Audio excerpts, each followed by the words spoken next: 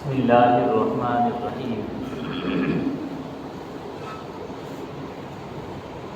نحمده ونصلی علی رسوله الکریم اما بعد اعوذ باللہ من الشیطان الرجیم بسم اللہ الرحمن الرحیم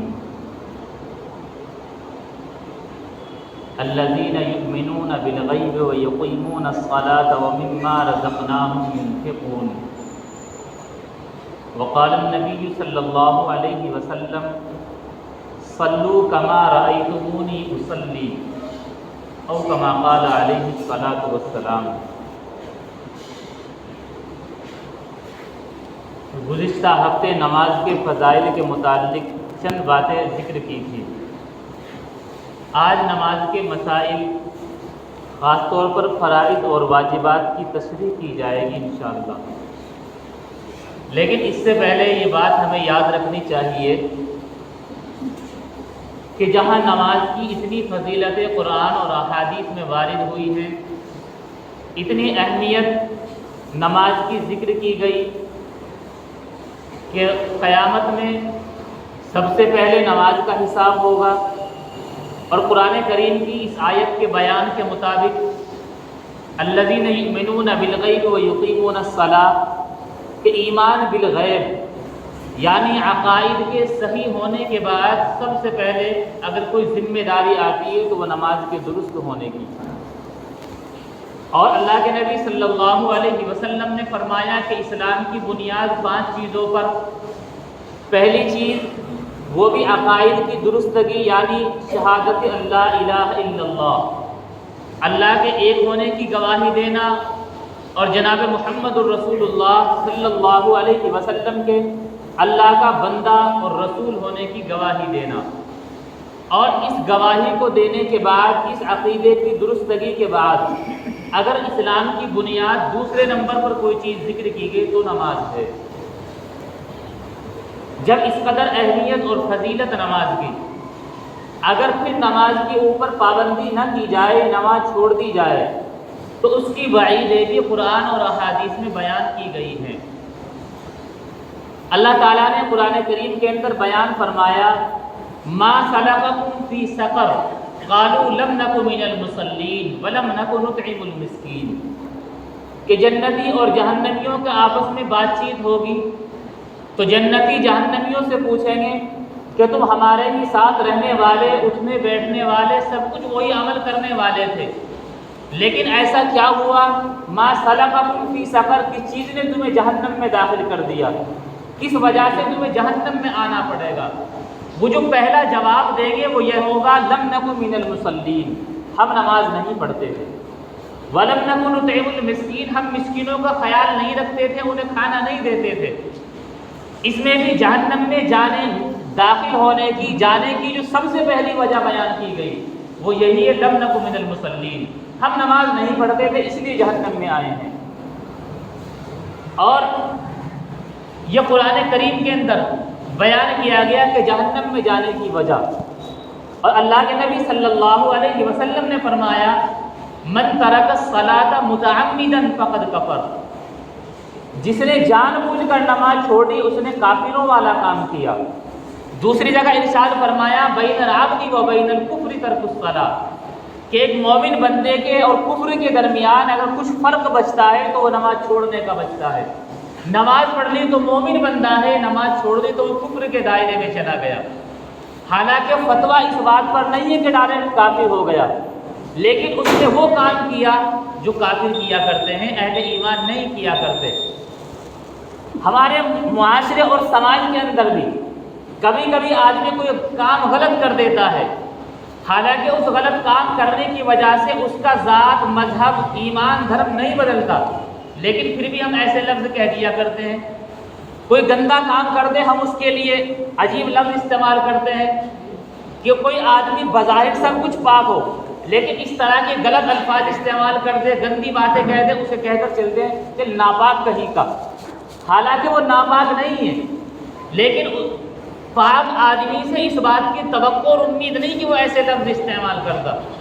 تو احادیث میں جو کہا گیا فقد کفر، اس نے کافروں والا کام کیا، کہ ٹھیک ہے کافر تو نہیں ہوا، لیکن ایک ایمان والے شخص کی شان یہ نہیں ہے کہ وہ اس طرح نماز چھوڑتا پھرے، چونکہ ایمان جنت میں جانے کا سبب ہے، جہنم میں جانے کا سبب نہیں ہے۔ اور ایمان والا نماز چھوڑے گا اور نماز چھوڑنا جہنم میں جانے کا سبب، تو جہنم میں جانے کا سبب تو کفر ہے، لہذا ایمان والے سے امید نہیں کی جا سکتی کہ وہ جہنم میں جانے والے اعمال کرے، یہ تو کافر ہی کر سکتا ہے۔ اسی لیے احادیث میں نماز چھوڑنے پر یہ سختیاں بیان کی گئی ہیں۔ اس لیے ہمیں جہاں ایک طرف نماز کی فضیلتیں حاصل کرنی ہے، تو دوسری طرف نماز چھوڑنے پر وعید، نماز چھوڑنے کی سختی، ان کا بھی لحاظ رکھنا ہے کہ کیسی سختی ہے۔ پھر ان ساری چیزوں کا لحاظ رکھتے ہوئے اب ہمیں سمجھنا ہے کہ نماز حقیقت میں ہے کیا چیز، نماز کا بنیادی ڈھانچہ کیا چیز ہے۔ جب ہم یہ سمجھیں گے تب ہم نماز صحیح پڑھیں گے۔ ہم وضو کر کے نماز پڑھنے کھڑے ہو جاتے ہیں، لیکن ہم سے نماز میں غلطی بھی ہو جاتی ہے، لیکن ہم یہ نہیں سمجھ پاتے کہ اس غلطی کی تلافی کیسے ہوگی۔ وجہ کیا ہے؟ وجہ یہ ہے کہ ہمیں یہ نہیں معلوم رہتا کہ جو چیز ہم نے چھوڑی ہے یا ہم سے چھوٹی ہے وہ فرض ہے یا واجب ہے، وہ مستحب ہے، وہ کیا چیز ہے۔ جب یہ فرق معلوم نہیں رہتا، اس فرق کے نہ معلوم ہوتے ہوئے ہم نماز پڑھتے ہیں لیکن شک میں مبتلا رہتے ہیں۔ کبھی معلوم کر لیتے ہیں تو نماز کی جو غلطی ہوئی اس کی تلافی ممکن ہو جاتی ہے، اور کبھی معلوم نہیں کرتے۔ شیطان ایک بہت اچھا انجیکشن ہمیں دے کر چلتا ہے کہ اللہ تو بڑا غفور الرحیم ہے، معاف کر دے گا۔ یہ بات یاد رکھنی چاہیے، جو اصول اللہ اور اس کے رسول صلی اللہ علیہ وسلم نے بیان فرما دیے، ان اصول کے خلاف چل کر آدمی یہ کہے اللہ غفور الرحیم ہے، معاف کر دے گا، یہ دھوکہ ہے۔ اور اگر ایسی چیز ہے کہ اصول کے خلاف نہیں ہے لیکن بہتر یہ تھا کہ نہ کرتے اس کو، پھر بھی آپ نے کر لیا، تب ایسے موقع پر آپ اللہ سے توقع اور امید رکھیں۔ اصول یہ ہے کہ بغیر وضو کے نماز نہیں ہوتی، اور آپ بغیر وضو کے نماز پڑھیں، کہیں اللہ غفور الرحیم ہے، معاف کر لے گا، کبھی نماز نہیں ہوگی، گناہ بھی ملے گا۔ جان بوجھ کر ایسا کرے تو ایمان سے بھی ہاتھ دھو سکتا ہے۔ وجہ کیا ہے؟ اصول کے خلاف کیا۔ اور اگر اصول کے مطابق کام کیا لیکن یہ ہے کہ کچھ ذرا سی کمی کوتاہی ہو گئی، پھر آدمی اللہ تبارک و تعالیٰ سے امید رکھے۔ مثلا واجب چھوٹ گیا، آدمی نے سجدہ سہو کر کے نماز پڑھ لی، ایک دل کہہ رہا ہے کہ کمی تو ہوئی، بھلا ہی ذرا سی ہوئی، ایک دل کہہ رہا ہے کہ سجدہ سہو تو کر لیا۔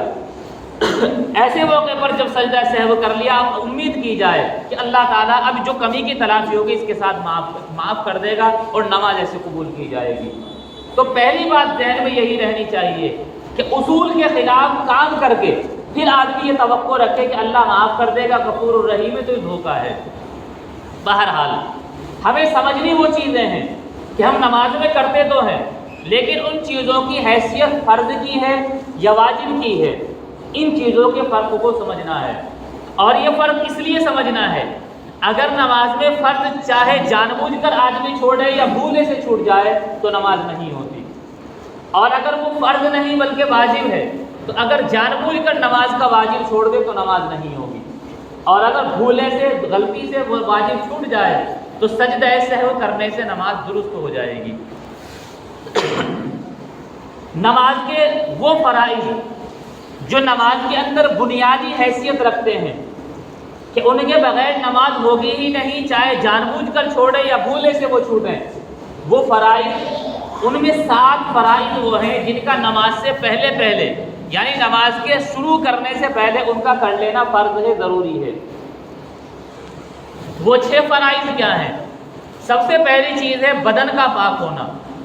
ناپاک آدمی نماز نہیں پڑھ سکتا، چاہے ظاہری ناپاکی ہو یا باطنی ناپاکی ہو۔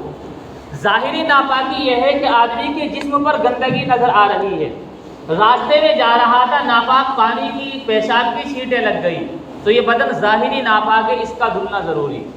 باطنی ناپاک یہ ہے آدمی رات کو سویا، غسل کی حاجت ہو گئی، یا بیوی سے ملا، یا اسی طریقے پر عورت کو ماہواری ہوتی ہے اب وہ ختم ہو گئی، یا اسی طریقے پر بچے کی پیدائش کے بعد عورت کو خون آتا ہے اب وہ بند ہو گیا۔ بظاہر جسم پر کوئی ناپاکی لگی ہوئی نہیں ہے، لیکن شریعت کی نظر میں یہ ناپاک ہے، ان کے لیے غسل کرنا واجب ہے۔ تو ظاہری ناپاکی ہو اس کو بھی دور کرنا ضروری، باطنی ناپاکی ہو اس کو بھی دور کرنا ضروری۔ بدن ظاہری اور باطنی دونوں طرح کی ناپاکی سے پاک ہو جائے، اس لیے پہلا فرض ہے بدن کا پاک ہونا۔ نمبر 2 ہے کپڑوں کا پاک ہونا۔ جو کپڑے ہم نے پہنے ہیں وہ کپڑے پاک ہوں، وہ نجاست غلیظہ سے بھی پاک ہو، نجاست خفیفہ سے بھی پاک ہو۔ یہ کیا چیز ہے؟ آدمی کا پاخانہ پیشاب یہ نجاست غلیظہ ہیں۔ بڑا سکہ جو آتا ہے 1 کا، آج کے زمانے میں 10 کا سکہ اسی کے قریب رہتا ہے۔ اگر انسان کا پاخانہ پیشاب یا شراب جو انگور کی بنی ہوئی ہو یا بہتا ہوا خون، اس طرح کی چیزیں چوڑائی میں انسان کے جسم پر یا کپڑے پر لگ جائیں اور وہ چوڑائی میں اتنی ہو جتنا آج کے دور میں 10 کا سکہ ہوتا ہے یا اس سے زیادہ ہو جائیں، تو ایسا آدمی کا اتنی لگنے پر جسم بھی ناپاک ہو جائے گا، کپڑا بھی ناپاک ہو جائے گا۔ اور اگر اس سے کم ہے، ایک آدھ ذرا سی چھینٹ لگی ہے، ذرا سی بوند ہے یا کہیں لگی ہے، لیکن اگر اکٹھا کیا جائے وہ اتنی نہیں ہوتی، تو دھلنا تو اس کا واجب ہے، لیکن اگر اس کے ساتھ نماز پڑھنی گئی تو وہ نماز ہو جائے گی۔ یہ تو نجاست غلیظہ۔ نجاست خفیفہ یہ ہے، موٹی سی ایک مثال یہ سمجھ لیں کہ جن جانوروں کا گوشت کھایا جاتا ہے ان کا پاخانہ پیشاب ناپاک تو ہے لیکن نجاست خفیفہ ہے، اور اس کا حکم یہ ہے کہ اس میں یہ مقدار نہیں دیکھی جاتی کہ اس کی مقدار ایک بڑے روپے کا 1 روپے کا بڑا سکہ یا آج کل 10 کا سکہ اس کے برابر پہنچے، بلکہ اس میں دیکھا جاتا ہے جس کا بدن کے جس حصے پر لگی یا کپڑے کے جس حصے پر لگی وہ حصہ اگر اس کا چوتھائی یا اس سے چوتھائی سے کم پر لگی ہے تو دھلنا تو واجب ہے، لیکن اس کے ساتھ نماز پڑھنی تو ادا ہو جائے گی، اور اگر چوتھائی کے برابر یا اس سے زیادہ لگی تو نماز نہیں ہوگی۔ مثلا چوتھائی کیسے؟ ہم جو کپڑے پہنتے ہیں آستین الگ ہے، یہ کالر الگ ہے، اور اسی طریقے پر پلہ الگ ہے، یہ کلی الگ ہے، یہ ساری چیزیں الگ ہوتی ہیں، یہ الگ ہے۔ سلوار بھی جو ہم پہنتے ہیں 2 طرح کی ہوتی ہے، کلی والی بھی ہوتی ہے، بغیر کلی والی بھی ہوتی ہے۔ کلی والی الگ ہو تو سلوار الگ ہے، کلی الگ ہے، ایک ہو تو پوری سلوار ہے۔ تو اس طریقے پر اس کپڑے کا چوتھائی دیکھا جائے گا۔ اگر نجاست خفیفہ ہے تو بدن بھی پاک ہو اور کپڑا بھی پاک ہو، نجاست ظاہری سے بھی، نجاست باطنی اور حکمی سے بھی، اور اسی طریقے پر نجاست غلیظہ سے بھی، نجاست خفیفہ سے بھی، ہر طرح سے پاک ہو، یہ پاکی کا مطلب ہے۔ تیسری چیز ہے جس جگہ ہم نماز پڑھ رہے ہیں وہ جگہ بھی پاک ہونی چاہیے، لیکن اس بارے میں اتنا یاد رکھنا چاہیے، جگہ اگر ہم بالکل ڈائریکٹ بغیر کچھ بچھائے زمین پر پڑھ رہے ہیں تو وہ زمین بالکل پاک ہونی چاہیے، اور اگر ہم زمین کے اوپر کوئی چیز بچھا کر پڑھ رہے ہیں اور وہاں پر نیچے وہ زمین گیلی نہیں بلکہ خشک ہے، بالکل سوکھی ہے، تو چاہے نیچے ناپاکی ہو، آپ نے پاک کپڑا بچھا کر پڑھ لیا تو نماز ہو جائے گی، لیکن بہتر نہیں ہے، بہتر یہی ہے آپ جگہ بھی وہی تلاش کرو جو نیچے سے بھی بالکل پاک صاف ہو۔ تو یہ تینوں چیزیں، بدن بھی پاک ہو، کپڑا بھی پاک ہو، وہ جگہ بھی پاک ہو، یہ 3 فرض ہیں پاکی سے متعلق۔ چوتھی چیز ہے سطر کا چھپانا۔ سطر کیا چیز ہے یہ ہم سب کو معلوم ہے کہ مرد کا سطر ناف سے لے کر گھٹنے کے نیچے تک، گھٹنا بھی اس میں شامل ہے، یہ مکمل ڈھکا ہوا ہونا فرض ہے۔ اس میں سے اگر کچھ کھلا ہوا رہ جائے ایک رکن کے بقدر تو نماز نہیں ہوگی۔ اور عورت کا سطر چہرہ، دونوں ہتھیلی اور دونوں قدم، اس کو چھوڑ کر پورا جسم سطر ہے، حتیٰ کہ عورت کے بال بھی سطر میں شامل ہیں۔ ہماری مائیں بہنیں کبھی کبھار انجانے میں نماز پڑھتی ہیں، دوپٹہ اوڑھ رکھا ہے لیکن بال دوپٹے سے باہر رہتے ہیں، تو یاد رکھنا چاہیے بال بھی سطر میں داخل ہے تو نماز نہیں ہوتی۔ اس لیے چاہیے، ہماری ذمہ داری بنتی ہے کہ ہم انہیں جب ہر طرح کا لباس دلواتے ہیں تو نماز کے لیے اس طرح کی بڑی چادر بھی لا کر دیں، یا ایسا کوئی بڑا احرام بھی لا کر دیں کہ عورت اپنے بالوں کو بھی اس میں چھپائے۔ یوں عورتیں عام طور سے پورا سطر چھپا لیتی ہے لیکن بالوں میں کمی رہ جاتی ہے، اور مرد کا سطر ناف سے لے کر گھٹنوں کے نیچے تک ہے، یہ اس سطر کا چھپانا ہر حال میں فرض ہے۔ لیکن اس کے علاوہ انسان کا جو اور جسم ہے اگرچہ وہ سطر میں شامل نہیں، لیکن عام طور پر سطر کا جو حصہ آپ کھول کر اچھے لوگوں میں نہیں جا سکتے۔ آپ کسی اچھی مجلس میں جائیں تو صرف بنیان میں نہیں جاتے بلکہ پوری قمیص وغیرہ پہن کر جاتے ہیں۔ اس طرح وہ جسم کھول کر اگر انسان نماز پڑھتا ہے، اگر اس کے پاس انتظام نہیں ہے تو بات الگ ہے، لیکن اگر انتظام ہے پھر وہ اس طریقے پر کھول کر نماز پڑھتا ہے تو نماز مکروہ تحریمی ہوتی ہے۔ اس کی مثال یہ ہے، ہم نے وضو کیا اور ہماری آستینیں یہاں تک چڑھی ہوئی ہیں، اس طریقے پر آستین کر کے ہم نماز پڑھتے ہیں، ظاہر سی بات ہے اگرچہ یہ سطر میں شامل نہیں، نماز ہو جائے گی لیکن مکروہ ہوگی۔ مکروہ اس لیے ہوگی، لباس اور جسم کی وہ حیت جسے کرنے کے بعد آدمی اچھے لوگوں میں نہ جا سکتا ہو، اچھے لوگوں کی مجلس میں نہ جا سکتا ہو، تو ایسی حالت میں نماز مکروہ ہوتی ہے۔ اگر اسی حالت میں اچھے لوگوں میں ہم جا کر بیٹھے تو ہماری مجلس میں بھی یہ کہہ دیا جاتا ہے کہ مار کر بھاگنے کا ارادہ ہے گا، ذرا انہیں صحیح کرو۔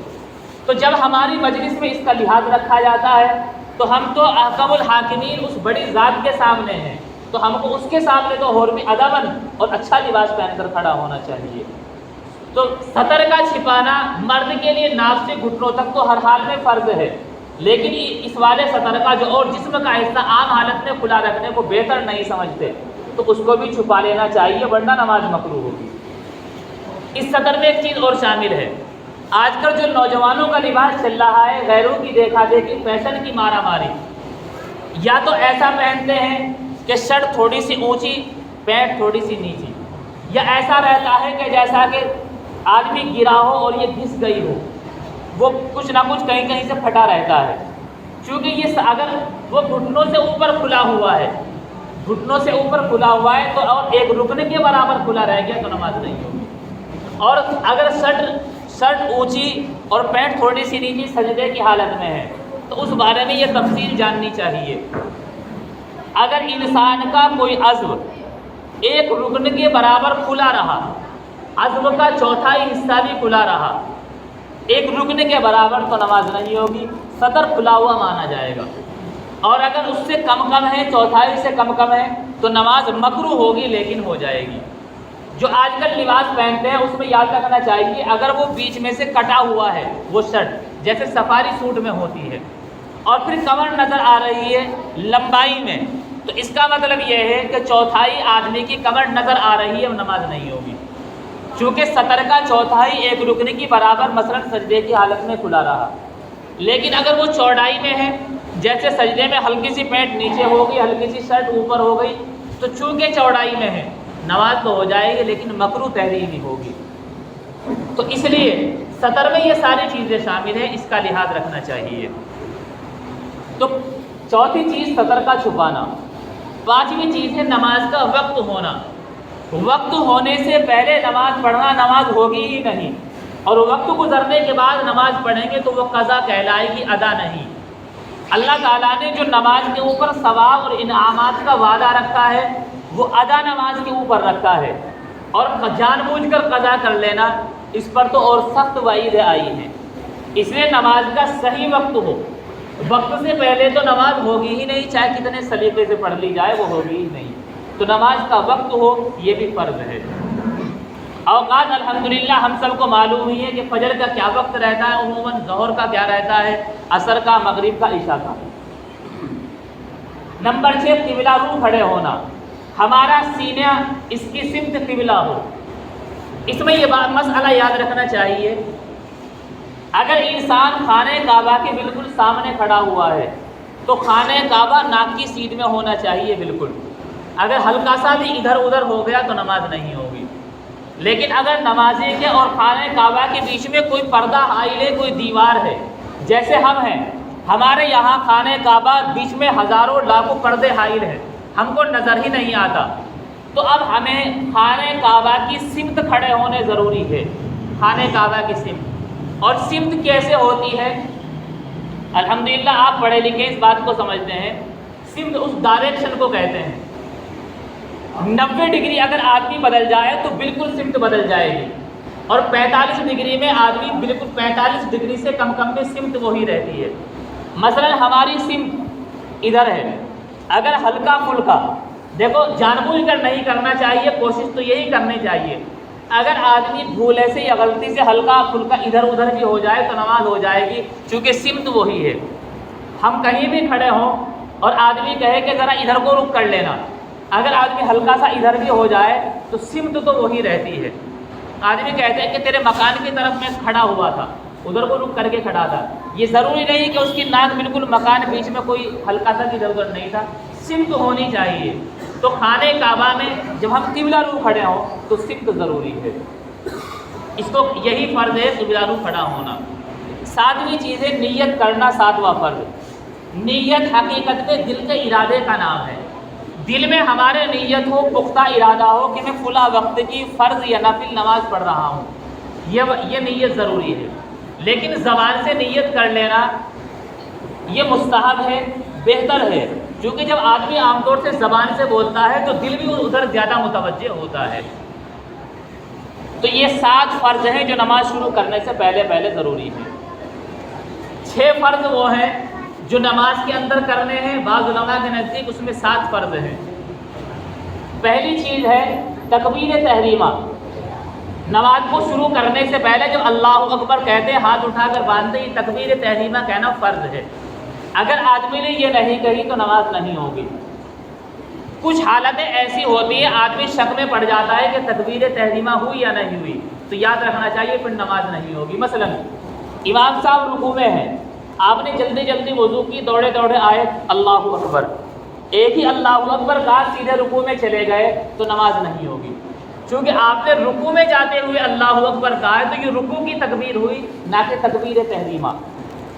اگر ایسا ہو اللہ اکبر اطمینان سے کہا پھر رکوع میں گئے تو تکبیر تحریمہ الگ ہو گئی، رکوع کی تکبیر الگ ہو گئی، تب تو نماز ہو جائے گی۔ اور اگر ایک ہی اللہ اکبر کہا سیدھے رکوع میں تو وہ رکوع ہی کی تکبیر مانی جائے گی، تکبیر تحریمہ نہیں، تو نماز ہی نہیں ہوگی۔ دوسری چیز ہے قیام، یعنی سیدھا کھڑا ہونا۔ فرض اور واجب نمازوں میں کھڑے ہو کر پڑھنا فرض ہے، بغیر عذر کے بیٹھ کر پڑھے تو نماز نہیں ہوگی، اور اگر عذر ہو تو بات الگ ہے، نماز ہو جائے گی۔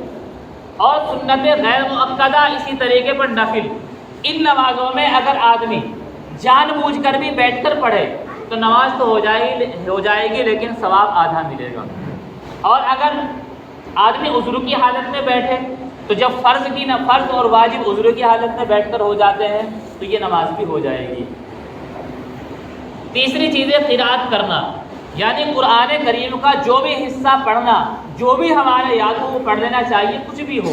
فرض میں تو یہ ضروری ہے قرآن کریم پڑھا جائے۔ چوتھی چیز ہے رکوع کرنا، قیام اور قرأت کے بعد رکوع۔ پانچویں چیز ہے دونوں سجدے کرنا، دونوں سجدے الگ الگ کرنا، یہ فرض ہے۔ چھٹی چیز ہے قاعدہ اخیرہ، یعنی اگر 3 رکعت والی یا 4 رکعت والی نماز ہو تو جو 2 رکعت پر قاعدہ کیا جائے گا وہ قاعدہ اولا، وہ تو واجب ہے، لیکن تیسری اور چوتھی رکعت پر جو قاعدہ کیا جائے گا وہ فرض ہے۔ ساتویں چیز بعض علماء کے نزدیک وہ یہ ہے اپنے ارادے سے نماز کو پورا کرنا، یعنی اگر آدمی نماز پڑھ رہا ہے اور ادھر ادھر دیکھنے لگا، اگر جان بوجھ کر ادھر ادھر دیکھا ہے کہ نماز پوری ہو گئی اور میں نماز پوری کرنا چاہ رہا ہوں اپنے ارادے سے تو نماز پوری ہو گئی، اور اگر غلطی سے ادھر ہوا تو بھی نماز سے باہر نہیں ہوا۔ اپنے ارادے سے نماز کو پورا کرنا بعض علماء کے نزدیک فرض ہے۔ یہ ساری چیزیں تو نماز کے فرض ہیں، چاہے جان بوجھ کر چھوڑے یا بھولے سے چھوٹ جائے نماز نہیں ہوگی۔ باقی 14 چیزیں نماز کے واجبات ہیں، ان کا حکم یہ ہے کہ اگر جان بوجھ کر چھوڑے گا تو نماز نہیں ہوگی، غلطی سے وہ چھوٹ جائے، بھولے سے چھوٹ جائے تو سجدہ سہو واجب ہے، سجدہ سہو کرنے سے نماز ہو جائے گی۔ وہ واجب ہیں، سب سے پہلا سورہ فاتحہ پڑھنا، مطلقاً قرأت کرنا فرض ہے اور سورہ فاتحہ کا پڑھنا واجب ہے۔ دوسرا واجب ہے سورہ فاتحہ کے بعد کوئی اور سورت پڑھنا، سورہ فاتحہ پڑھنا الگ واجب، اور سورہ فاتحہ کے بعد کچھ اور قرآن میں سے کہیں اور سے پڑھنا یہ الگ واجب۔ تیسرا واجب ہے جو فرض نماز ہیں، خاص طور پر ظہر، عصر اور عشاء اور مغرب، ان کی پہلی 2 رکعتوں میں قرأت کرنا، آخر کی رکعت میں قرأت کرنا فرض اور واجب نہیں ہے، پہلی 2 رکعتوں کو قرأت کے لیے متعین کر لینا۔ چوتھی چیز ہے کہ جس طریقے پر سورہ فاتحہ کا پڑھنا الگ واجب، قرأت کرنا الگ واجب، ان میں ترتیب قائم رکھنا بھی واجب ہے کہ سورہ فاتحہ پہلے پڑھی جائے قرات بعد میں کی جائے، اس ترتیب کا قائم رکھنا یہ بھی واجب ہے۔ پانچویں چیز، آج قیام کیا وہ تو فرض تھا، قرات کی، رکوع سجدے، ان کو ترتیب وار ادا کرنا یہ واجب ہے۔ ایسا نہ ہو کہ آدمی نے تکبیر تحریمہ کہہ کے اللہ اکبر کہا، سیدھا رکوع میں سجدے میں چلا گیا، سجدے سے الٹا رکوع میں آ گیا، اگر خلاف ترتیب کرے گا تو یہ واجب چھوٹ جائے گا، جان بوجھ کر کرے گا تو نماز ہی نہیں ہوگی۔ ان کو اسی ترتیب کے مطابق کرنا جو ترتیب بیان کی گئی ہے کہ پہلے قیام ہو، قیام میں قرات ہو، رکوع ہو، رکوع کے بعد پھر سجدے والے فرض ادا کیے جائیں، اس ترتیب سے ادا کرنا یہ بھی واجب ہے۔ چھٹا واجب ہے قوما، یعنی رکوع سے سیدھا کھڑا ہونا، یہ بھی واجب ہے۔ کبھی اس میں ہم غلطی کرتے ہیں کہ رکوع سے سیدھے کھڑے بھی نہیں ہو پاتے، بس ٹھونک سی ماری سیدھے سجدے میں چلے گئے، تو یہ بھی واجب، اگر جان بوجھ کر آدمی ایسا کرتا ہے تو نماز نہیں ہوگی۔ غلطی سے بھولے سے ایسا ہو گیا، بعد میں یاد آیا تو سجدہ سہو کر لے۔ اسی طریقے پر دونوں سجدوں کے درمیان جو بیٹھا جاتا ہے اسے اصطلاح میں جلسہ کہتے ہیں، یہ دو سجدوں کے درمیان بیٹھنا بھی واجب ہے۔ آٹھویں چیز ہے تعبیر ارکان، یعنی نماز کے جو جو ارکان اور فرائض بیان کیے گئے انہیں بڑے اطمینان اور سکون سے ادا کرنا، یہ بھی واجب ہے۔ جلدی جلدی ہاوڑ دبڑ میں ادا کرتا ہے تو واجب چھوٹ جائے گا۔ 10ویں چیز ہے، 9ویں چیز ہے قاعدہ اولا کرنا، قاعدہ آخیرہ کرنا، جس میں تشہد کی مقدار بیٹھنا وہ تو فرض ہے، لیکن 2 رکعت کے بعد بیٹھنا تیسری اور چوتھی رکعت میں، یہ قاعدہ اولا کرنا واجب ہے۔ بھولے سے چھوٹ جائے، تیسری رکعت کے لیے کھڑا ہو گیا تو آخر میں سجدہ سہو کر لے، جان بوجھ کر اگر چھوڑتا ہے تو نماز نہیں ہوگی۔ 11ویں چیز ہے جو جہری نماز ہیں ان میں زور سے قرات کرنا، جو سری نماز ہے ان میں آہستہ کرنا۔ سری نماز ہے ہمارے یہاں ہم ظہر اور عصر پڑھتے ہیں، ان میں آہستہ قرات کرنا واجب ہے۔ زور سے قرات کر لی، قرآن کریم کا اتنا حصہ پڑھ لیا جسے قرات کہا جا سکتا ہے، مثلا الحمدللہ رب العالمین، پوری ایک آیت پڑھ لی تو پوری آیت قرات کہلاتی ہے۔ اتنی آیت اگر اس میں ان نمازوں میں زور سے پڑھ لی تو سجدہ سہو واجب ہے۔ اور جو جہری نماز ہے، فجر ہے، مغرب ہے، عشاء ہے، اسی طریقے پر جمعہ ہے، عیدین ہے، تراویح ہے، ان نمازوں میں زور سے قرات کرنا واجب ہے۔ عیدین کی نمازیں زور سے قرات کرنا واجب ہے۔ اگر ان میں الحمدللہ رب العالمین اتنی مقدار آہستہ قرات کر لی تو سجدہ سہو واجب ہوگا۔ 12واں واجب ہے لفظ سلام سے نماز کو پورا کرنا۔ اگر آدمی نے فرائض ادا کر لیا اور خود بخود اپنے ارادے سے اٹھ کر بھاگ لیا، سلام نہیں کیا، تو آدمی کے نماز تو ہو گئی، لیکن اس نماز کا واجب چھوٹنے کی وجہ سے دوبارہ پڑھنی چاہیے۔ اور لفظ سلام کے ساتھ نماز کو پورا کیا تو نماز بالکل مکمل ہو گئی۔ لفظ سلام سے نماز کو پورا کرنا واجب ہے۔ 13واں واجب ہے وتر کی نماز سے متعلق خاص۔ وتر کی نماز میں جب تیسری رکعت پڑھتے ہیں اس میں قرات کرنے کے بعد جب تکبیر کہتے ہیں اس کے لیے ہاتھ اٹھاتے ہیں، تو یہ تکبیر کہنا اللہ اکبر، اور تکبیر کہنے کے بعد جب ہاتھ باندھ لیتے ہیں پھر دعائے قنوت پڑھنا، یہ دونوں چیزیں واجب۔ اللہ اکبر کہہ کر جب آدمی ہاتھ باندھتا ہے، یہ تکبیر کہنا اس حالت میں واجب، اور اس تکبیر کہنے کے بعد جب ہاتھ باندھ لے گا پھر دعائے قنوت پڑھنا بھی واجب ہے۔ اگر کسی کے یاد نہ ہو تو یاد کرنے کی کوشش کرنی چاہیے، جب تک یاد نہ ہو تو کوئی اور دعا پڑھنے کی اجازت ہے، مثلا ربنا آتنا وغیرہ بھی پڑھ سکتا ہے، نماز ہو جائے گی۔ 14واں واجب عیدین کی نماز سے متعلق ہے۔ عیدین کی نماز عام نمازوں کی طرح ہی پڑھی جاتی ہے، لیکن 6 زائد تکبیریں کہی جاتی ہیں۔ عیدین کی نماز میں 6 زائد تکبیریں کہنا بھی واجب ہے۔ یہ نماز کے واجبات ہیں۔